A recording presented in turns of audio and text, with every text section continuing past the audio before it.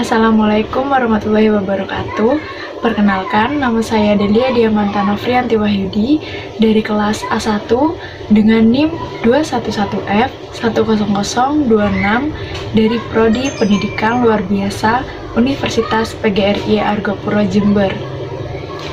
Di video kali ini, saya akan menjelaskan hasil resume saya pada film Tarzamin Par untuk memenuhi mata kuliah pendidikan anak disabilitas, lamban belajar, dan kesulitan belajar. Film Tarzamin Par ini merupakan salah satu film drama edukasi dari India yang dirilis pada 21 Desember tahun 2007. Film ini ditulis oleh Amol Gupte dan digarap oleh Amir Khan. Tarzamin Par ini merupakan film tahun 2007 yang sangat dikenal di dunia pendidikan dan psikologi. Tarzamin Par juga berhasil memenangkan banyak penghargaan bergengsi. Setiap anak adalah spesial, begitulah kiranya yang diangkat dalam film Tarzamin Par ini yang berhasil menginspirasi banyak orang, dan dalam bahasa Indonesia, Tarzamin ini berarti seperti bintang-bintang di langit. Di film ini menceritakan seorang anak laki-laki kelas 3 SD yang bernama Ihsan Awasti. Ihsan memiliki kebiasaan yang berbeda dengan anak-anak lain di kelasnya. Ihsan selalu mendapatkan nilai paling buruk di kelasnya, tidak fokus dan tidak konsentrasi pada saat pembelajaran berlangsung. Di usianya, Ihsan juga belum bisa menghafal angka maupun huruf.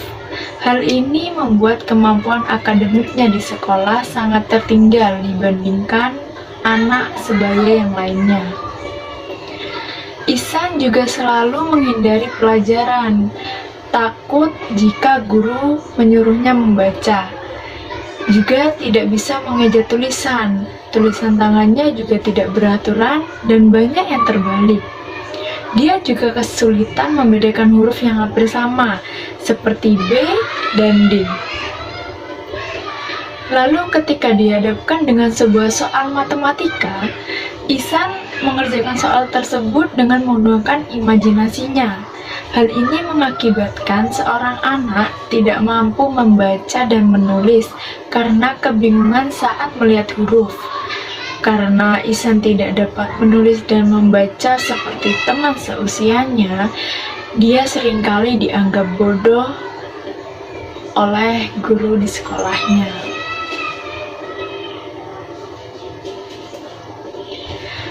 Ihsan mempunyai kakak kandung laki-laki yang 180 derajat berbeda dengan Ihsan. Kakaknya yaitu bernama Johan. Johan sangat pintar di sekolahnya yang selalu berprestasi di setiap mata pelajarannya, dan dia juga handal di bidang olahraga yaitu tenis. Akan tetapi meskipun Johan sangat berbeda dengan adiknya, dia tidak pernah menganggap adiknya itu bodoh, melainkan Johan sangat menyayangi adiknya dan sangat peduli kepada Ihsan. Sampai-sampai Johan juga punya panggilan khusus untuk Ihsan, yaitu jagoan. Ihsan memiliki karakter yang ceria, ekspresif, dan suka menghayal, sedangkan Johan, kakak Ihsan, yaitu memiliki karakter yang berbanding terbalik dengan Ihsan, yaitu pintar, penurut, dan kalem. Keluarga Ihsan tidak menyadari bahwa Ihsan adalah anak yang berkebutuhan khusus. Sang ayah selalu menuntut Ihsan agar terus belajar dan meraih nilai yang tinggi seperti kakaknya yaitu Johan. Ihsan sudah berada di kelas 3 SD selama 2 tahun, dan pada akhirnya dengan segala pertimbangan, ayahnya memasukkan Ihsan ke sekolah asrama biasa. Pada puncaknya, Ihsan dimasukkan ke dalam asrama karena ketahuan bolos sekolah dan berjalan-jalan sendirian keliling kota. Sang ayah menolak Ihsan dimasukkan ke sekolah luar biasa karena tidak percaya bahwa anaknya ini memiliki keterbatasan. Hal ini menyebabkan memburuknya kondisi psikologis Ihsan berubah menjadi anak yang pemurung dan juga kehilangan kepercayaan dirinya, tidak seperti dia yang dulu, yaitu anak yang ceria, aktif, dan ekspresif. Dengan dipindahkannya pun tak ada perubahan, yang berarti meskipun Ihsan telah dipindahkan ke asrama, ia bahkan lebih sering menerima hukuman dari gurunya karena tidak bisa mengikuti aturan yang ada, dan di asrama tersebut sangat mengutamakan kedisiplinan.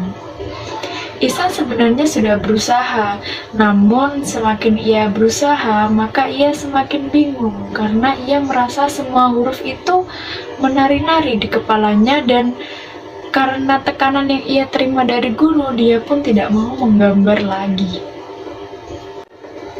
Semua berubah hingga ada guru seni baru yang mengajar bernama Pak Ram. Pak Ram ini merupakan guru di sekolah luar biasa dan menjadi guru kontrak di sekolah baru Ihsan. Guru baru ini mempunyai cara mendidik yang baru. Pak Ram membuat mereka berpikir keluar dari buku dan imajinasi mereka. Setiap anak di kelasnya merespon dengan antusias yang besar. Lalu Pak Ram terasa mengganjal ketika melihat Ihsan tidak memberikan respon ceria seperti teman-teman yang lain saat kedatangan Pak Ram. Pak Ram ingin membangun kembali kepercayaan diri Ihsan. Sampai pada akhirnya Pak Ram berkunjung ke rumah orang tua Ihsan. Di sana, Pak Ram mendapati berbagai macam karya yang dihasilkan oleh Ihsan, yaitu banyak lukisan-lukisan yang dilukis oleh Ihsan, dan itu semua sangat diherankan. Anak seumur Ihsan sudah bisa melukis sedalam itu, dan lukisan itu maknanya tidak sembarangan gitu. Nah, lalu setelah guru mendapati berbagai macam karya yang dihasilkan oleh Ihsan itu, dan juga membaca buku Ihsan saat dia masih di sekolah yang lama yang penuh dengan coretan merah, karena Pak Ram juga merupakan guru di SLB, Pak Ram tahu apa penyebab dari permasalahan yang dialami si Ihsan ini. Ihsan mengalami kesulitan membaca dan menulis yang sering disebut disleksia, tapi dia tidak kesulitan belajar, namun lamban belajar dia bisa, tetapi memang butuh waktu untuk mencapai itu semua. Jadi Ihsan merupakan siswa lamban belajar. Dia sebenarnya bisa, tapi memang membutuhkan waktu dan kesabaran bagi yang mengajarnya. Dan mungkin cara belajar Ihsan bisa diselingi dengan permainan atau dengan media gambar, agar suasana dalam kelas tersebut itu, suasana dalam belajar mengajar juga seru, tidak membosankan seperti itu. Juga agar siswanya ini lebih semangat untuk belajar gitu. Kadang-kadang anak yang seperti ini juga mengalami kesulitan lainnya, seperti kesulitan menangkap perintah. Contohnya, buka halaman sekian, bab sekian, baris sekian, paragraf sekian, atau yang biasa terdengar di telinga kita yaitu lemah gerak refleks. Jadi ketika dia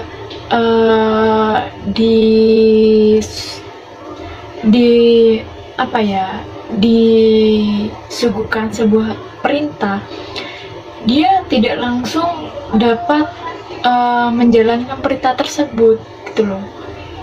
Jadi sangat-sangat lambat untuk kerja gerak refleksnya.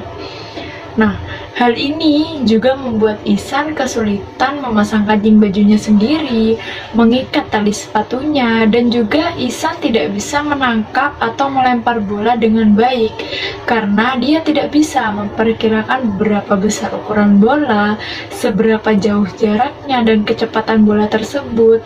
Ketika gerak refleksnya sudah bekerja, ternyata bolanya sudah sampai. Seperti yang saya katakan tadi, yaitu memang lambat gerak refleksnya si Ihsan ini. Lalu pada akhirnya Pak Ram menemukan suatu solusi untuk membangkitkan Ihsan menjadi anak yang ceria seperti dahulu. Pak Ram lalu meminta izin kepada kepala sekolah untuk mendampingi Ihsan belajar membaca dan menulis di setiap harinya dengan sabar. Padahal sebenarnya seorang yang mengalami disleksia memiliki kemampuan intelijensi yang tinggi. Jika tidak diasah dengan kesabaran dan keterampilan dalam mendidik, maka sang anak akan terus terjerat dalam ketidaktahuan dalam membaca dan menulis. Seperti contohnya Pak Ram, dia mencontohkan tokoh-tokoh dunia yang mengalami disleksia sehingga melejitkan kembali semangat Ihsan dalam belajar. Dengan waktu dan kesabaran dan perawatan Pak Ram berhasil dalam mendorong tingkat kepercayaan diri Ihsan. Dia membantu Ihsan dalam mengatasi masalah pelajarannya dan kembali menemukan kepercayaan yang hilang. Ia pun mampu mengajak anak didiknya itu memahami dan menyeberangi lautan ilmu dengan proses yang menyenangkan, dengan cara yang tidak biasa, dan membuat Ihsan semangat belajar seiring berjalannya waktu. Ihsan mengalami peningkatan sampai akhirnya dia bisa mengenal huruf dan membuat angka, bahkan dia sudah bisa mengeja bacaan. Suatu hari, Pak Ram mengadakan lomba lukis di sekolah tersebut. Semua siswa dan para guru juga ikut berpartisipasi dalam acara itu.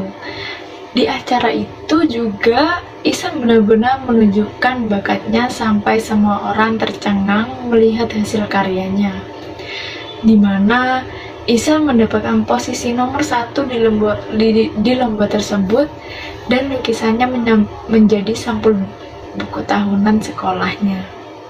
Menjelang liburan sekolah, orang tuanya pun berkunjung dan menjemput Ihsan. Orang tuanya merasa bangga karena Ihsan sudah mengalami banyak sekali peningkatan dalam membaca dan menulis. Terlebih lagi, dia juga mempunyai bakat yang tidak semua anak di usia Ihsan bisa seperti Ihsan, yaitu melukis. Di film ini memiliki banyak pesan moral yang sangat berharga. Film ini mengajarkan bahwa setiap anak lahir istimewa dengan kelebihannya masing-masing. Setiap anak memiliki kemampuan dan bakat yang berbeda. Jangan paksakan anak untuk mencapai ambisi orang tua di luar kemampuannya. Motivasi anak untuk mau belajar memang baik, tapi ketika kemampuannya tidak mendukung, orang tua juga tidak harus memaksakan ambisi dan tetap yakin bahwa di balik kekurangan anaknya, ia tetap mempunyai bakat yang istimewa. Banyak permainan edukasi yang bisa diterapkan oleh guru supaya anak didiknya lebih tertarik untuk belajar. Misalnya dengan mengajak anak belajar di luar, seperti contohnya Pak Ram, guru kesenian Ihsan. Ia mengajarkan berhitung dengan cara naik turun tangga, menulis huruf di atas pasir, menulis huruf pada kulit tangan sebagai indera peraba, membentuk huruf memakai clay, memberi rekaman suara ejaan bahasa Inggris, dan cara kreatif lainnya yang bisa membuat anak lebih tertarik sekaligus paham, dan bukannya malah memberi tekanan karena mereka tidak paham akan pelajaran yang diterima, melainkan menciptakan suasana baru dalam kegiatan belajar mengajar. Sebab Di film ini diajarkan bahwa semua anak memiliki bakat dan potensinya masing-masing. Seharusnya orang tua dan guru dapat bisa mengenali bakat setiap anak, serta mengarahkan mereka untuk mengembangkan bakatnya. Peran orang tua dalam tumbuh kembang anak sangat berpengaruh. Berbesar hatilah saat harus menerima kondisi anak yang ditakdirkan berbeda. Kalau bukan orang tua sebagai pihak terdekat yang mendukung, lalu mau siapa lagi? Jangan menekan kekurangannya, tapi yakin kalau dia pasti memiliki kelebihan yang dikaruniakan Tuhan untuk menyambut masa depan. Ingat, anak yang tidak pandai matematika bukan berarti dia bodoh. Begitu juga dengan anak yang tidak pandai olahraga, bukan berarti dia lemah. Begitu kiranya. Sekian yang dapat saya jelaskan. Mohon maaf apabila ada salah kata. Semoga hasil lesson saya dapat bermanfaat bagi teman-teman semua. Wassalamualaikum warahmatullahi wabarakatuh.